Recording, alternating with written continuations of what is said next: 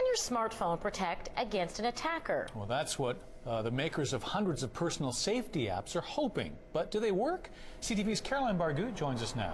Caroline, what kind of apps are we talking about? Marilee, if you could name it, there's likely an app for it. For example, if you're in a parking lot on your own and someone attacks you, there's an app you can download on your smartphone that could sound an alarm to let everyone else know you're in trouble. They're personal safety devices you could download onto your smartphone.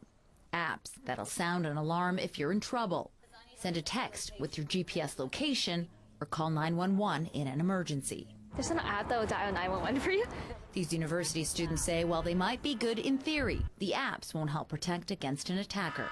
It's not loud at all. Very loud. I mean, who's going to hear that? Especially if there's lots of traffic. Nobody's going to hear that. Yeah, you might as well just be screaming. So how long would it take to use one of these security apps if you were in trouble? Well, first, you'll have to find your phone and get it out. Then, unlock it with your passcode. Then you got to find the app and launch it. That took about 10 seconds to do, time this security expert says you likely won't have in an emergency.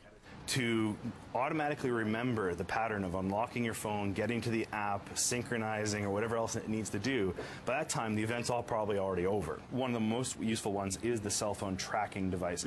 Michael Legary says some safety apps like GPS tracking are useful if you get lost on a hike or hunting trip, but that's it. For me, I wouldn't think to grab an app if I was being attacked. I would think to defend myself, but I don't know. Ainsley Leileveld says the only thing she'd reach for her phone for in an emergency is to use as a weapon to strike an attacker. Michael Legary says smartphones are not known for being personal safety devices. So even if you did have an alarm that you sounded if you were in trouble, people would likely think that was just your ringtone. Caroline, what about the emergency call button? Is that an option?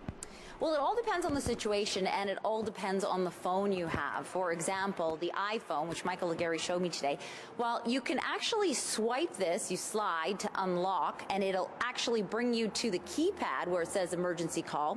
You press emergency call, but then you have to dial 911, and then you have to press the send button. So, again, it depends on the situation. If you have time to do that, then that would be the way to go. All right, thanks a lot. CTV's Caroline Bargut reporting tonight.